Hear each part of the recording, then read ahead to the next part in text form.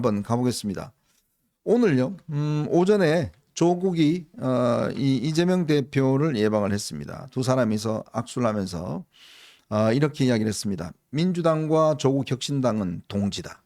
윤석열 정권을 심판하는 모든 세력이 힘을 합쳐야 된다. 이재명이 이렇게 이야기를 했고요. 조국이가 또 이렇게 이야기했습니다. 검찰 독재 조기종식, 김건희 씨를 법정으로, 검사장을 직선으로 등의 구호를 열거하면서 범진보 유권자들이 모두 투표장으로 나오게 하겠다라고 이제 이야기를 한 겁니다. 참 저 두 피고인의 만남 어떻게 보셨어요? 저는요, 두 사람의 공통점 뭐 딱 보니까 뭐 몇 가지가 나오는데요. 첫 번째 뭐죠? 파렴치범. 네. 둘 다 파렴치범이다. 예? 그 조국은 말이죠. 자범 아니야, 자범. 애들 그 입시 서류 막 조작이나 해대고 말이죠. 이재명도 뭐 마찬가지죠.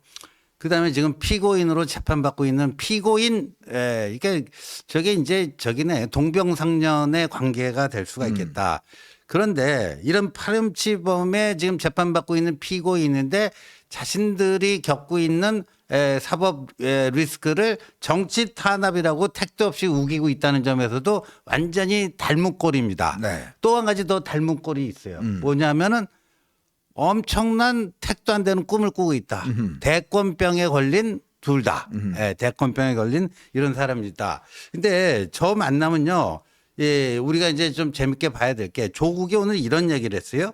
민주당은 넓은 중원으로 나가셔서 중도표와 합리적 보수표까지 가져와서 지역구에서 1대1로 승리하시라. 이재명에 대한 주문이에요. 그러면서 조국 혁신당을 찍기 위해 투표장에 나오는 국민들께서 다른 지역구 표를 국민의힘에 주시겠느냐 이 얘기는 지금 조국 혁신당은 지역구 후보는 출마를 안 시킬 요령 아닙니까?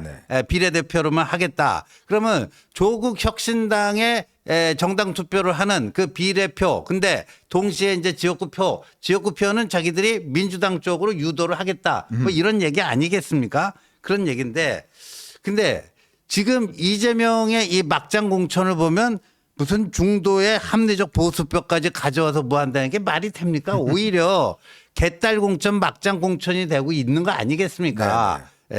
그런 점에서 이 조국의 구상도 현실성이 굉장히 떨어진다. 그러니까 자기가 좀 이쪽에서 약간 극좌적인 그런 뭐 목소리를 낼 테니까 그런 좌파적 목소리는 좀 죽이고 중도 합리적 보수까지 품을 수 있는 뭐 그런 거를 좀 이재명이 실천해 줬으면 좋겠다는데 지금 이재명의 막장 공천이 그거랑 정반대로 좀 가고 있는 거 아니겠습니까? 그러니까 이 야권의 선거 공조라는 게 기본적으로 전략적으로 이제 악의가 안 맞는 거예요. 지금.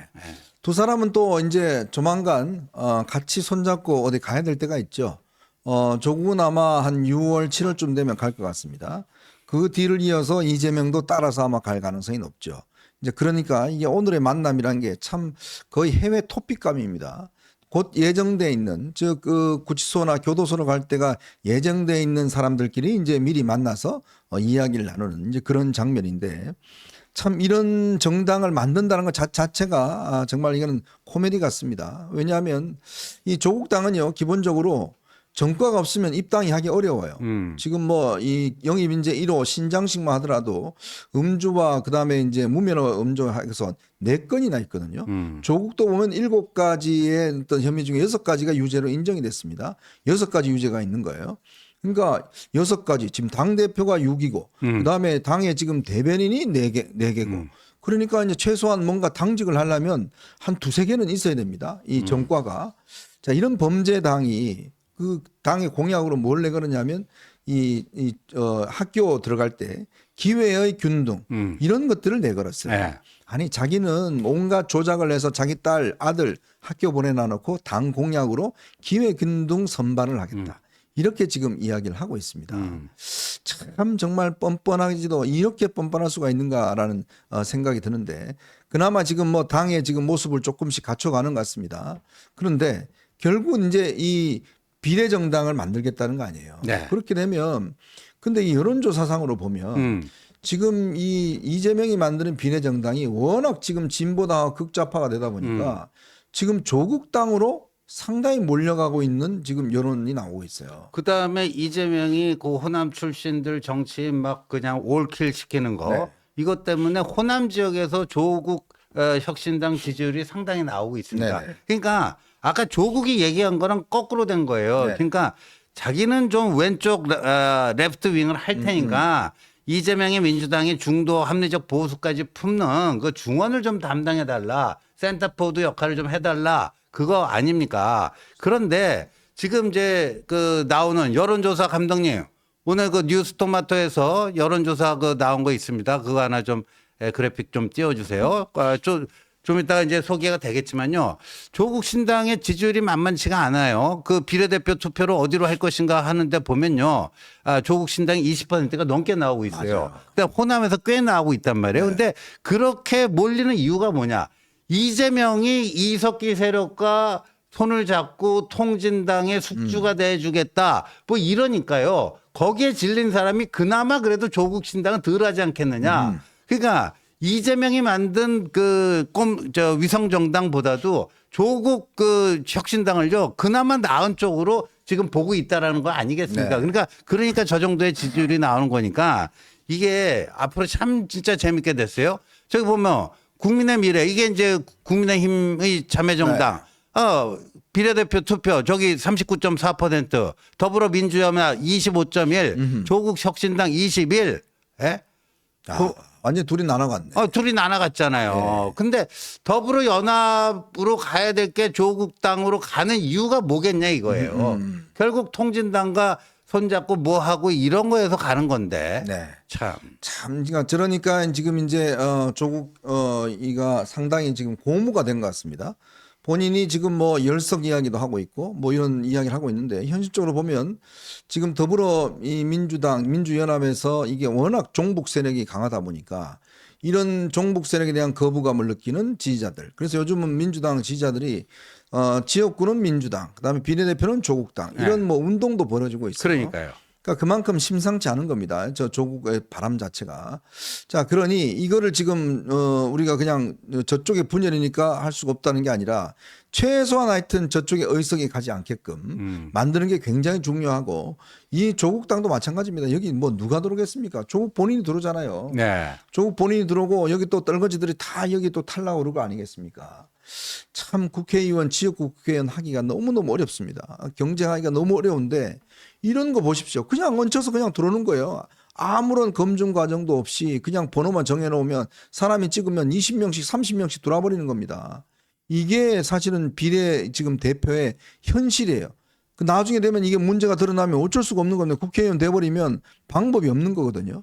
근데 이런 방식을 통해서 아무 검증도 없이 그냥 들어와서 찍으라는 겁니다. 자, 그러니 특히 지금 민주당 내에서는요. 무슨 이야기는 우상호가 지금 이 민주당 비례연합 정당 여기를 지금 이 투표를 해야 되는데 예전에는 이거를 중앙위원회 전체 투표를 해서 순번을 정했거든요. 근데 이거를 그게 아니라 그냥 전략공천위원회에서 그냥 다 결정한다고 그럽니다. 그러니까 이게 말이 되냐? 이거 전부 다 이재명이 다 혼자 하는 거 아니냐? 그런 비판의 목소리도 나오고 있어요. 그렇죠. 그런데 지금은 이제 일시적으로 조국 신당의 지지율이 좀 나오고 있습니다. 그런데 만약에 우리가 요 다음번에 또 뭐 용해인이 셀프 공천했다 그 얘기 나누겠지만요. 조국 신당의 비례대표 그 면면이 이제 1번 누구 2번 누구 이게 정해질 거 아닙니까? 네. 정해지게 되면 또 여론이 저는 상당히 또 한번 요동칠 가능성이 대단히 높다. 예를 들어 신장식 뭐 이런 사람을 당선 가능권에 넣으면은 네. 그거 어떻게 판단하겠어요? 그러니까 이 도찐개찐이다. 네. 저 통진당 세력이 뭐 비례대표 3명 당선 안정권에 들어가는 거나 조국 신당의 그 비례대표 당선 안정권이나 그 도찐개찐 아니냐. 그렇죠. 이렇게 되는 거예요. 그래서 이게 이 조국 신당이 지금 이 약간 이재명의 막장 공천에 반사 이득을 좀 누리고는 있는데 이들이 지금 공천을 한 게 아니잖아요. 네네. 이제 공천 비례대표 1번 누구, 2번 누구, 3번 누구, 4번 누구 이렇게 내놨는데 택도 안 되는 사람들 내놓을 수밖에 없잖아요, 지금. 그러다 보면은 야, 이게 또 어떻게 꼬일지 모르겠다는 생각이 듭니다. 이게 이제 제가 선거법을 찾아보니까요. 일단 이 퐁당퐁당을 해야 돼요. 여성, 남성, 그렇죠. 여성, 남성. 예. 그렇게 해서 이제 구성을 해야 되니까 과연 누가 할지 이제 앞으로 이제 나올 텐데. 자, 이런 상황에서 이제 지금 이재명 이 대표가 아마 이제 임종석이 일단 주저앉으면서 조금의 어떤 안정세는 취하고 있는 것 같습니다. 자, 그런데 홍영표가요. 내일 홍영표가 탈당을 한다고 그럽니다. 아, 내일. 네, 내일 아마 탈당을 할 것 같은데. 자, 그렇게 되면 지금 서른 의원이나 등등 이제 이 한 이야기가 약 한 10명 정도의 의원들이 아마 탈당을 하게 될 것 같다. 이렇게 지금 민주연대라는 이름으로 이렇게 이야기를 하고 있어요. 지금 기동민이나 여기는 뭐 당에서 뭐 이제 거기서 하겠다고 이야기를 하는데 저는 이걸 보면서요. 어제도 제가 저녁에 뭐 지인들하고 만나서 이런 정치를 했는데 왜 임종석이 주저앉았을까? 물론 뭐 임종석이 호남 내려가서 이 누굽니까? 그 강기정 만나니까 야 호남 여론 안 좋다 뭐 몇 마디 듣고 와서 그냥 아이고 뭐 접었는데 이게 근본적으로 86 정치인들의 한계가 뭐냐면 자기 손으로 뭔가 이룬 게 없어요. 사실 그렇죠. 전부 다 사실은 주어진 참모로서 어떤 역할을 했지. 묻어간 거예요. 네, 묻어갔지. 이게 자기가 뭔가 만들어서 뭔가 어떤 정책 상황을 만들어 본 적이 한 번도 없는 겁니다. 자, 그러다 보니 조금 안 된다고 그러니까 아이씨 안 해. 뭐 이렇게 돼버리는 거예요. 뭔가 적극적으로 나서서 이거 한번 해보자. 이거 한번 뚫어보자. 이런 게 아니라 그냥 주어지는데 가서 그냥 당선될 것 같으면 하고 안 될 것 같으면 튀어나오고 이제 그게 바로 이 결정적 한계고요. 이 당에 남아서 뭐 당대표직을 노린다? 택도 없는 소리입니다. 지금 민주당은요 이미 친명당으로 다 일색이 돼버렸어요. 그러니까 이게 거기서 남아서 뭔가 상황을 도모한다는 거 제가 볼 때는 이거는 다 정말 하늘의 별 따기입니다. 그런데 이제 저는 이게 이제 지금 뭐 우리가 그 이재명 당과 뭐 조국 신당 얘기를 했는데 네. 오늘 뭐 문화일보도 보도를 했고요. 네. 보니까 이제 이재명의 사법 리스크가 점점 이제 현실화되는 것 같아요. 그렇다면서요? 아니 그 이화영이 말이죠. 네. 작년 6월부터요. 뭐 여러 차례 대여섯 차례 검찰 조사 과정에서 네.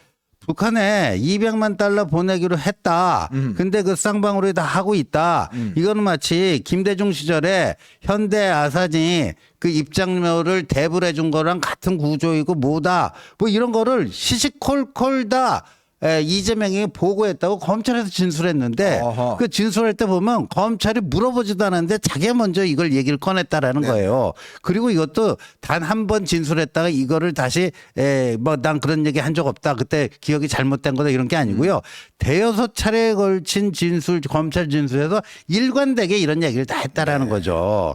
그런데 이제 나중에 바꿨어요. 그리고 그때 왜 이화영의 그 아내 누구죠? 백정화? 네. 그리고 뭐 변호인 교체 소동 등등 했는데 그런데 이화영의 이 재판 1심 결과가요.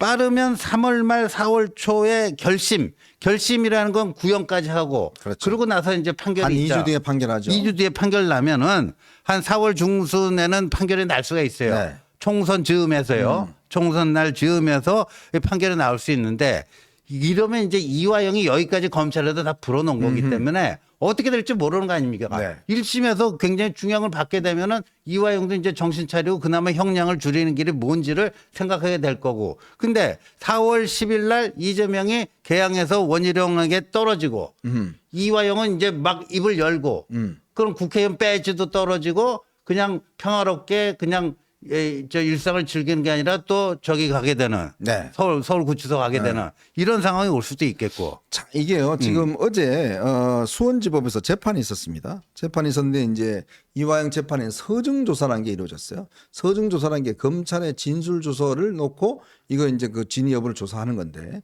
어제 검찰이 공개한 이화영의 진술서 이게 이제 법정에서 공개가 됐습니다. 그렇죠. 지난해에 이화영이 설주한 변호사가 입회하에 조사를 받을 때 이재명에게 방북하는 내용, 그다음 비용 문제 이걸 다 보고했다라는 거를 그 자리에서 진술을 했어요. 자, 그래서 또 그 다음에 또 조사에서도 해광 당시 변호사가 입회한 가운데 또 똑같은 진술을 한 겁니다. 거듭 몇 차례에 걸쳐서 이 변호사가 입회한 가운데 아주 구체적으로 진술을 했다는 거예요. 그게 지금 결국 드러났습니다. 자, 이게 결국은 뭐냐면 이화영 이제 법원 입장에 검찰 입장은 이게 본인이 한 게 아니면 이런 거를 기본적으로 할 수가 없다. 알 수가 없다. 이런 지금 이제 이야기가 나오는 거예요. 그렇죠. 그러니까 결국은 이완영이 이거를 보고 직접 진술한 거다. 그리고 굉장히 진술이 디테일하고 구체적이다. 라는 것 때문에 검찰은 신빙성이 있는데 네. 그렇다면 이제 법원에서는 이 부분에 대한 진술의 신빙성 나중에 지가 부인을 했지만 부인한 게 이게 앞뒤가 안 맞는 거 아니겠습니까? 이게 앞에 증거가 맞다고 그러면 거기에 무게를 실을 수가 있는 거예요. 그렇죠. 예, 심지어 그 이화영이 이렇게 얘기했어요. 그때 그 7월인가 뭐 마닐라에 두 번째 뭐 국제 행사하지 않았습니까? 제가 국제대회 마치고 이재명에게 보고 드렸다. 김대중 대통령 방북 당시 현대 아산 예를 들면서 기업을 껴야 방북이 수월하다고 말씀드렸고 이재명도 잘 진행해 보면 좋겠다고 말했다. 네. 아주 구체적이잖아요. 근데 이제 이거를 이재명은 이제 딱 잡아떼고 있는 건데, 그러니까 이 쌍방울권이 이제 이재명을 저쪽 의왕으로 보내는 그 결정타가 될 가능성이 상당히 있어 보인다. 네.